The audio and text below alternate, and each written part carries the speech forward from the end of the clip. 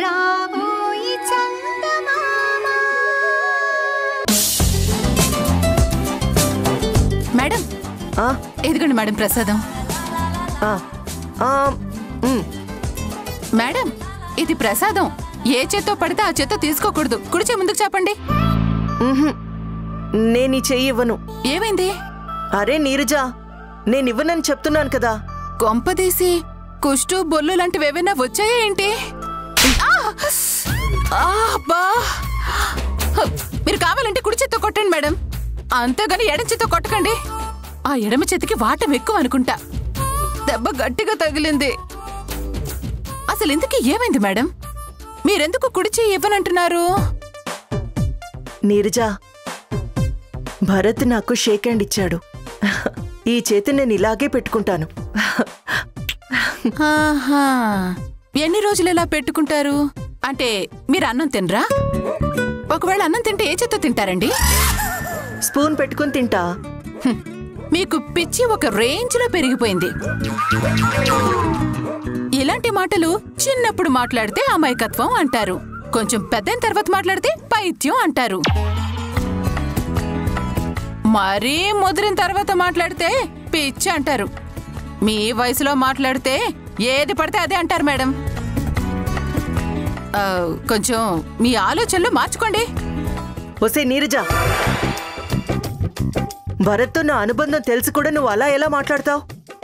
నాకు అన్నీ తెలుసు కాబట్టే చెప్తున్నాను మేడం. ఇప్పటికైనా మీ పద్ధతులు మీరు మార్చుకోండి. ఆ భరత్ గురించి మీరు ఆలోచించడం మానేయండి. ఏయ్, నోర్మీవే. అందరూ మాట్లాడడం అయిపోయారు, ఇంక నువ్వు మొదలు పెట్టావా? నువ్వు అలా చూస్తూ ఉండు. నీ కళ్ళ ముందే భరత్ చేత తాళి కట్టించుకోకపోతే నా పేరు రుద్రాణియే కాదు.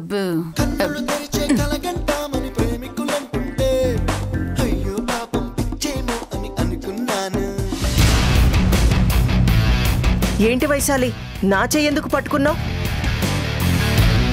ఈ చెయ్యనే కదా భరత్ టచ్ చేశాడు అన్నావు? అవును.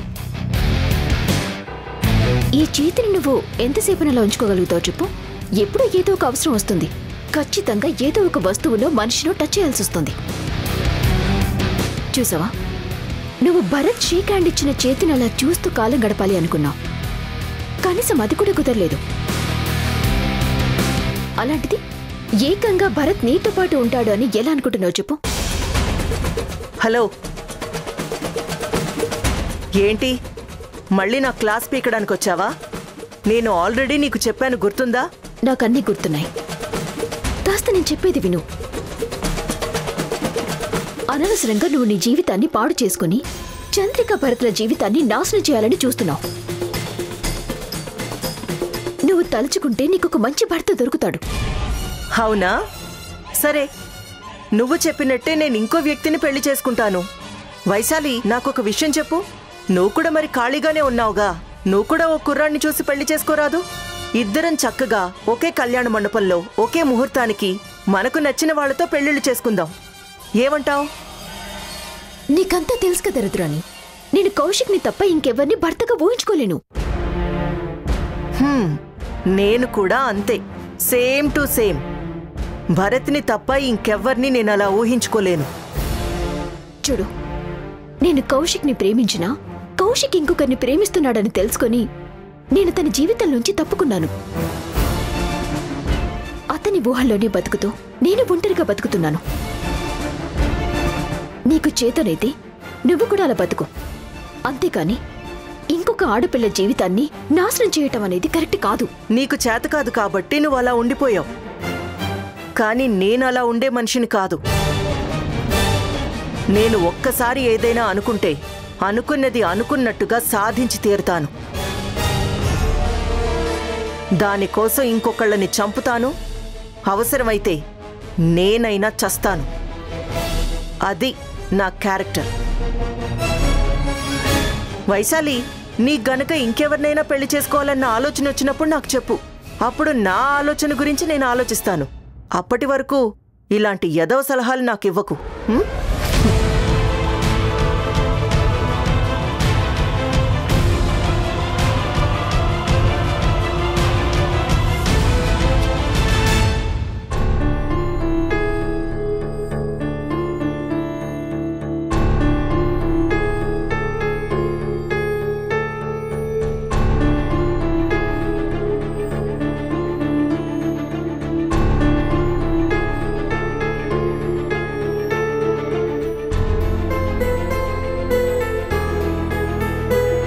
అత్తయ్య చెప్పమ్మా. అత్తయ్య ఒకసారి నా కళ్ళలోకి చూడండి. ఏంటమ్మా? నేను వచ్చినప్పటి నుంచి చూస్తున్నాను అత్తయ్య, మీరు ఎందుకో టెన్షన్ పడుతున్నారు. మీ కళ్ళల్లో ఏదో భయం కనిపిస్తోంది. ఏమైంది అత్తయ్య? అబ్బే అదేం లేదమ్మా. చూడండి అత్తయ్య, మీరు నా దగ్గర నిజమేదో దాస్తున్నారు. అది నాకు అర్థమవుతోంది. అసలు ప్రాబ్లం ఏంటి? ఆ కౌశిక్ వాళ్ళ ఊరు నుంచి అన్ని ప్రాబ్లం సాల్వ్ చేసుకుని ఇక్కడికి వచ్చాం. వీరభద్రం కూడా జైలుకి వెళ్ళిపోయాడు. ఇక మనకి ఏ ప్రాబ్లం లేదు కదా అత్తయ్య. మరి ఎందుకు మీరు ఇంత టెన్షన్ పడిపోతున్నారు? మీ అబ్బాయి కూడా కోర్టు కేసు నుంచి పూర్తిగా బయటపడిపోయాడు. ఏ టెన్షన్స్ లేవు. ఆ రుద్రాణి కూడా మారిపోయింది. అందరం కలిసి ఈరోజు సంతోషంగా ఉన్నాం. అందరి మొహంలో ఆనందం కనిపిస్తోంది. ఒక్క మీ మొహంలోనే ఏదో తెలియని టెన్షన్ కనిపిస్తోంది. కారణం ఏంటత్తయ్యా చెప్పండి. అలాంటిదేం లేదు. మరెందుకు వచ్చినప్పటి నుంచి ఏదో పోగొట్టుకున్న వాళ్ళలాగా అలా డల్గా కూర్చునున్నారు? మనందరం ఇప్పుడు చాలా సంతోషంగా ఉండాల్సిన సమయం అత్తయ్య. ఇలాంటి సమయంలో మీరు ఎంత ఉత్సాహంగా ఉండాలి. అలాంటిది ఎప్పుడు చూసినా ఏదో డల్గా కనిపిస్తూ ఉన్నారు. నా ఎదురుగా కనిపించి మాట్లాడడానికి కూడా మీరు ఇష్టపడడం లేదు. ఎందుకో మీరు కావాలనే తప్పించుకుంటున్నట్లుగా నాకు అనిపిస్తోంది అత్తయ్య. అలాంటిదేం లేదు, చెప్తున్నానుగా. లేదత్తయ్య, మీరేదో అబద్ధం ఆడుతున్నారు. మీరు ఎవరి దగ్గరైనా అబద్ధం ఆడొచ్చేమో కానీ నా దగ్గర మీరు అబద్ధం చెప్పలేరు. ఎందుకంటే నేనంటే మీకు ఎంత ఇష్టమో నాకు బాగా తెలుసు. ఏ విషయంలోనైనా నా దగ్గర మీరు నిజాన్ని దాచలేరు. దయచేసి చెప్పండి అత్తయ్య, ఏమైంది? చెప్పుకోటానికి ఏముంది? నీ జీవితంలో ఎప్పుడూ కష్టాలే తప్ప సంతోషం అనేది కనిపించట్లేదు. ఏ రోజు మీరు ఆనందంగా ఉన్నారన్నా మరో నిమిషంలోనే ఏదో ఒక ప్రాబ్లం వచ్చి పడుతుంది. అలాంటివి మళ్ళీ రాకూడదని ఆ దేవుడికి మొక్కుకుంటున్నాను. అంతకు మించి ఏం లేదు. ఇప్పుడు ప్రాబ్లమ్స్ అన్నీ సాల్వ్ అయిపోయాయి కదత్తయ్య. ఇప్పుడు ఏం ప్రాబ్లం ఉందని? ఇప్పుడు లేదమ్మా, ఇక ముందు రాకూడదనేది నా ఉద్దేశం. రాకూడదని అనుకోవడంలో తప్పులేదత్తయ్య. కానీ దానికోసం మీరు ఇలా డల్గా ఉండాల్సిన అవసరం ఏముంది? మీ మనసులో ఏదో తిరుగుతోంది, కానీ అది బయటికి చెప్పలేకపోతున్నారు. బహుశా అది చెప్పటం వల్ల నేనేమైనా బాధపడతాను అనుకుంటున్నారా? అత్తయ్య, ఏ సిచ్యువేషన్ అయినా సరే నేను అర్థం చేసుకోగలను. ప్లీజ్ చెప్పండి. అలాంటిదేం లేదు అంటున్నాను కదమ్మా. నేను కోరుకునేది ఒకటే, ఎప్పటికైనా సరే నువ్వు సంతోషంగా ఉండాలి, అంతే.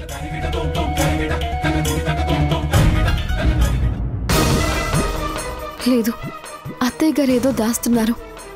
ఆవిడ మొహంలో ఆ భయం, బాధ చాలా క్లియర్గా కనిపిస్తున్నాయి. ఏమై ఉంటుంది?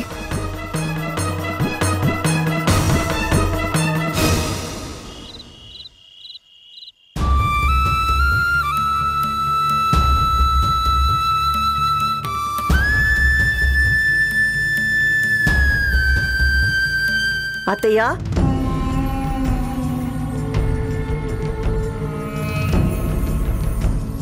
ఏంటత్తయ్యా, నన్ను చూడగానే ఏదో శత్రువుని చూసినట్టు అలా మొహం తిప్పుకుంటారేంటి? ఇదే చంద్రిక కనిపిస్తే ఇలాగే ఉంటారా? నవ్వుతూ పలకరించరు? మరి నన్నెందుకు అత్తయ్య అంత అవాయిడ్ చేస్తున్నారు? అదేం లేదు, నేనేదో మూడ్లో ఉన్నాను. అదే, ఏంటా మూడ్? నన్ను చూడగానే మీ మూడ్ మారిపోతుంది కదా. సర్లేండి, మీ అభిమానాలు మీవి, మీ ప్రేమలు మీవి. దాన్ని నేనెలా కాదంటాను? సరే, అసలు ఇంతకీ నేనెందుకొచ్చానో తెలుసా అత్తయ్య? ఏం లేదత్తయ్య, రేపు సత్యనారాయణ స్వామి వ్రతం చెయ్యాలి అనుకుంటున్నాను. ఆ వ్రతంలో నేను భరత్ పక్కన పీటల మీద కూర్చోవాలి. ఏమంటున్నా? అవునత్తయ్యా. అరే, ఎందుకు అంత ఆశ్చర్యపోతున్నారు? సత్యనారాయణ స్వామి వ్రతంలో భరత్ పక్కన నేను కూర్చోవాలి. మేమిద్దరం కలిసి దేవుడికి పూజ చేసుకోవాలి. ఆ ఏర్పాట్లు చేయాల్సిన బాధ్యత మీదే. ఏంటి రుద్రాణి, అసలు నువ్వేం అడుగుతున్నావు నీకు అర్థం అవుతుందా? నేనేమంటున్నానని కాదండి, అసలు మీరిచ్చిన మాట మీకు గుర్తుందా అని. మమ్మల్ని ఇద్దరినీ భార్యాభర్తల్ని చేస్తాను అని మీరు మాటిచ్చారు కదా. అలాంటిది భరత్ పక్కన నేను భార్యగా కూర్చుంటాను అంటే మీరెందుకు అంత టెన్షన్ పడిపోతున్నారు? ఇప్పుడు కాదు రుద్రాణి, దానికి కొంచెం టైం కావాలి అని చెప్పాను కదా. ఇప్పుడు ఎందుకు అంత కంగారు పడుతున్నావు? ఇంకా ఎంతకాలం ఆగాలండి? చూడు, ఇప్పుడిప్పుడే భార్యాభర్తలిద్దరూ కలిసి సంతోషంగా ఉంటున్నారు. వాళ్ళకు కొద్ది రోజులు టైం ఇవ్వు. ఇంకా ఎంత టైం కావాలి? ఇంకో సంవత్సరం ఇవ్వనా? ఇంకో 2 సంవత్సరాలు ఇవ్వనా? ఈ లోపల ఇంకో బాబునో పాపనో కంటారు. ఆ తర్వాత వాళ్ళ బంధం ఇంకా సిమెంట్తో వేసిన కాంక్రీట్లా తయారైపోతుంది. అప్పుడు నేనేమైపోవాలి? అసలు ఎందుకత్తయ్య మీరిచ్చిన మాట తప్పుతున్నారు? నేనేవి మాట తప్పటం లేదు, కొద్ది రోజులు ఆగు అంటున్నాను. నేను ఇప్పటికే చాలా రోజులు ఇచ్చాను. ఇంకా వెయిట్ చేయడం నా వల్ల కాదు. ఏవైనా చేసి మీరు మాత్రం రేపొద్దున్న నన్ను భరత్ పక్కన పూజలో కూర్చోబెట్టాలి. అది మీ బాధ్యత. ఏంటి ప్రతిదానికి ఆవిని బెదిరిస్తున్నావు? ఇప్పుడు ఆవిడ ఓకే చేయకపోతే ఏం చేస్తావు? ఏంటి చేసేది? నేను అత్తయ్య గారితో మాట్లాడుతుంటే నువ్వేంటి అంతలా రియాక్ట్ అవుతున్నావు? ఇది నాకు ఆవిడికి సంబంధించిన విషయం. చూడు, నువ్వు చాలా తెలివిగా మాట్లాడుతున్నాను అనుకోకు. నువ్వు చేస్తుంది తప్పు. ఆవిడేదో ఆ రోజు మాటిచ్చేశారు. అయినా చంద్రిక కాపురాన్ని నాశనం చేసి నీకు భరత్కి పెళ్లి చేస్తానని చెప్పడానికి మీనాక్షి గారికి కూడా అధికారం లేదు. ఒకళ్ళ జీవితం మీద ఇంకొకళ్ళు నిర్ణయం తీసుకోవడం ఏంటి? అసలు ఆవిడెలా మాటిస్తారు, నువ్వెలా మాట తీసుకుంటావు? ఏంటి వైశాలి, నీ లాయర్ తెలివితేటలు నా దగ్గర చూపించాలని చూస్తున్నావా?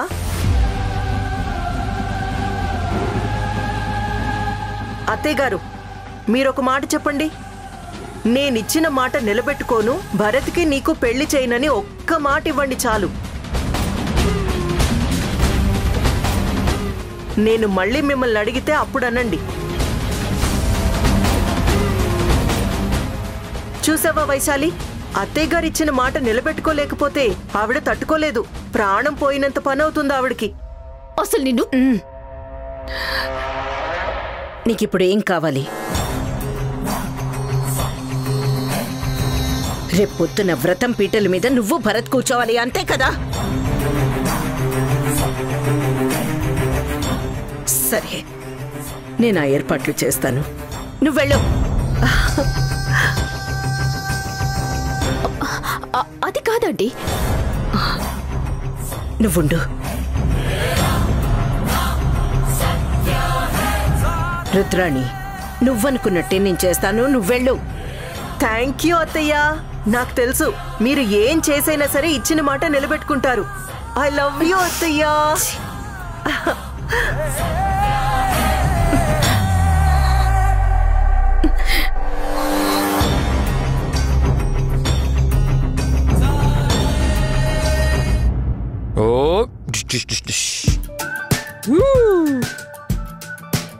ఏమండి? అమ్మాయ్యా, రా చంద్రిక, కూర్చో. నీకోసమే వెయిట్ చేస్తున్నా. నువ్వు కాసేపు కనబడకపోయేసరికి పాప నాతో ఒక ఆట ఆడుకుందనుకో. ఏమండి, మీకు అత్తయ్యని చూస్తే ఏం అనుమానం రావట్లేదా? అనుమానమా? అనుమానం ఏంటి? అదేనండి, అత్తయ్య గారు ఏదో సమస్యతో సతమతమవుతున్నారు. మన దగ్గర చెప్పుకోవటానికి మొహమాట పడుతున్నారు అనిపిస్తోంది. అలాంటిదేం లేదు, నార్మల్గానే ఉంది కదా. మీకలాగే అనిపిస్తుందండి. నేను అత్తయ్య గారిని చూడగానే చెప్పగలను. ఆవిడ మొహంలో ఏదో తేడాగా ఉంది. మనసులో ఏదో టెన్షన్ పడుతూ ఉన్నారు. నోరు తెరిచి అడిగినా ఏం చెప్పడం లేదండి. సరే, అమ్మకి చెప్పాలని లేనప్పుడు మనం ఇప్పుడు అడిగితే మాత్రం చెప్తుందా? కొద్ది రోజులు ఆగుదాం. ఏదో ఒక టైంలో ఏదో ఒక రకంగా తనే బయటపడుతుంది. అప్పటిదాకా అత్తయ్య గారు సఫర్ అవ్వడం నాకు ఇష్టం లేదండి. నువ్వు చెప్పేది బాగుంది చంద్రిక. ఆవిడ సఫర్ అవడం నీకు ఇష్టం లేదు, అమ్మకేమో చెప్పడం ఇష్టం లేదు. ఇప్పుడు ఎలా తెలుసుకోవాలి? అందుకే కదా మీతో చెప్పింది.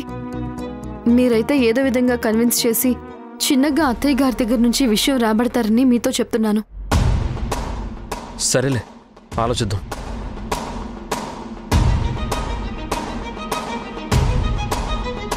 భరత్, అమ్మా రామా.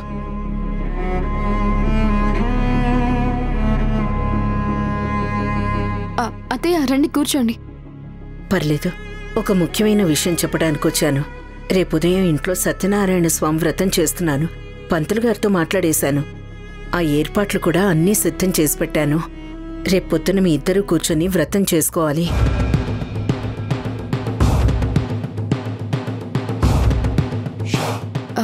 సత్యనారాయణ స్వామి వ్రతమా? అది ముందుగానే చెప్పొచ్చు కదా అత్తయ్య, ఎందుకు చెప్పలేదు? నేను సడన్ గా అనుకున్నాను. ఇప్పుడు సమస్యలన్నీ తిరిపోయి సంతోషంగా ఇంటికొచ్చాం. ఇంట్లో శుభకార్యం జరగటం మంచిది అనిపించింది. అందుకే వ్రతం చేయిద్దాం అనుకున్నాను. అది కాదమ్మా, ఉన్న పలంగా అలా చెప్తే. ఎరా, ఏదైనా ప్రాబ్లమా? ప్రాబ్లం అని కాదమ్మా, కాస్త ముందుగా చెప్తే ప్రిపేర్ అయ్యి ఏర్పాట్లు అవి చేసుకునేవాళ్ళం కదా అని. ఆ ఏర్పాట్లన్నీ నేను చూసుకుంటాను. రేపొద్దున మీ ఇద్దరూ రెడీ అయిపోయి వ్రతంలో కూర్చోవాలి. అచ్చాలు. సరేనమ్మా. మరి రేపొద్దున ఏ ప్రోగ్రామ్స్ పెట్టుకోకండి, మర్చిపోకండి.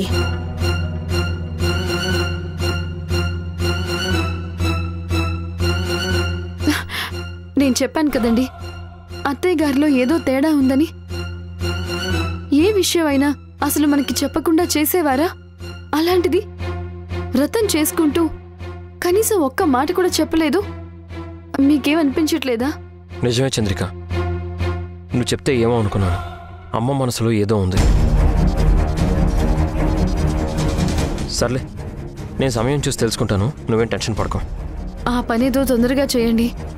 ఆవిడేదో లోన్లీగా ఫీల్ అవుతున్నారు. పక్కన మనం తోడుగా ఉన్నాము అన్న విషయం ఆవిడకి గుర్తు చేయండి. అలాగే. ఇది కాదే, ఇంకొకటి.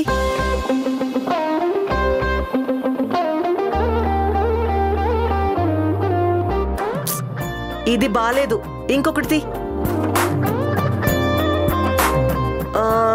ఇదివ్వు.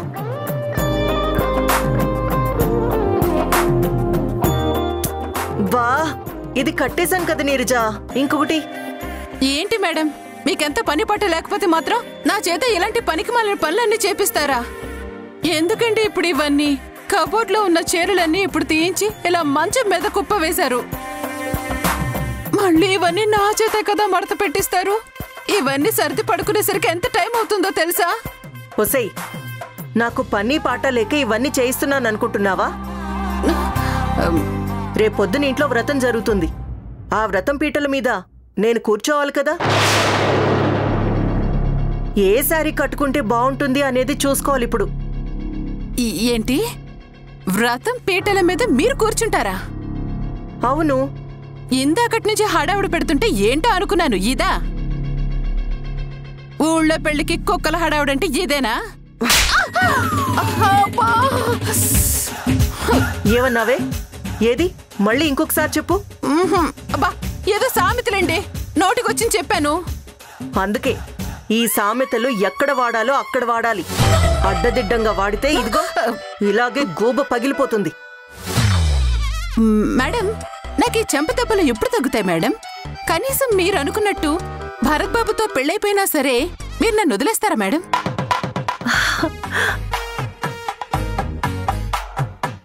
ఏమన్నావు నీరజా? భరత్తో నా పెళ్ళైన తర్వాతనా? అబ్బా, వినడానికి ఎంత బాగుందో.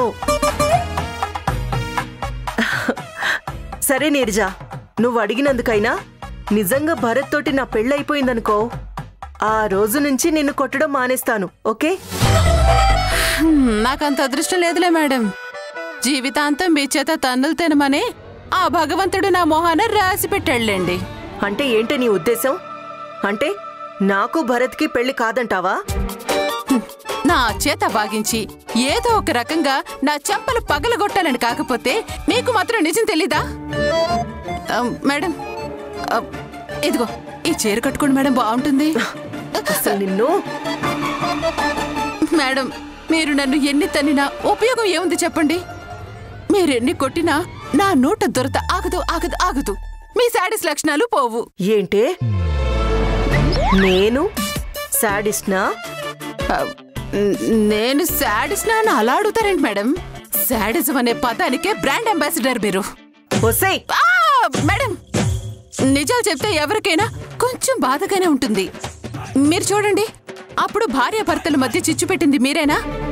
భరత్కి చంద్రికకి మధ్య గొడవలు సృష్టించి వాళ్ళిద్దరూ కలవనివ్వకుండా చేసింది మీరేగా? ఏకంగా పసిపిల్లల్ని మార్చేసి ఎంత డ్రామా ఆడారు చెప్పండి.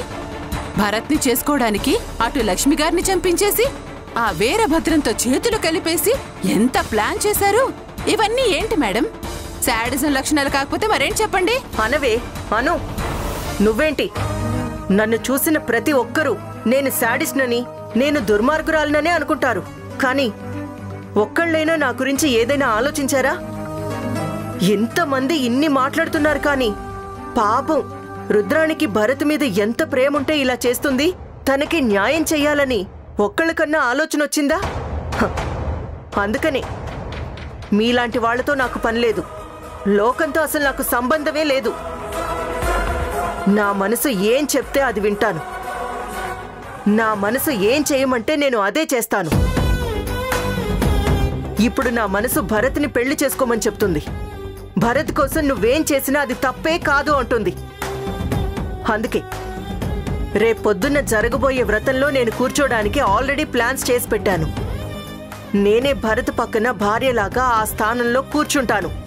చూసి సంతోషించు.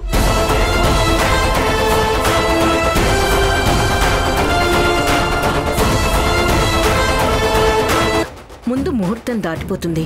మళ్ళీ దుర్ముహూర్తం వచ్చే లోపలే పీట్ల మీద కూర్చోవాలి. నేను చెప్తుంది కూడా అదే కదమ్మా. చంద్రిక లేకుండా ఈ పూజ జరగదు. ఎవరున్నా లేకపోయినా సరే ఈ పూజ జరిగి తీరాలి. అది చాలా ముఖ్యమైన వ్రతం అంటున్నారు కదా. చంద్రిక లేకుండా నేను ఒక్కడిని ఎలా కూర్చుంటాను? దంపతులు కూర్చోవాల్సిన వ్రతం ఇది. ఇప్పుడు ఏమంటావురా? నీ పక్కన కూర్చోడానికి మనిషి కావాలి, అంతే కదా? రుద్రాణి, నువ్వు భరత్ పక్కన కూర్చొని ఈ వ్రతం చేయడానికి నీకేమన్నా అభ్యంతరం ఉందా?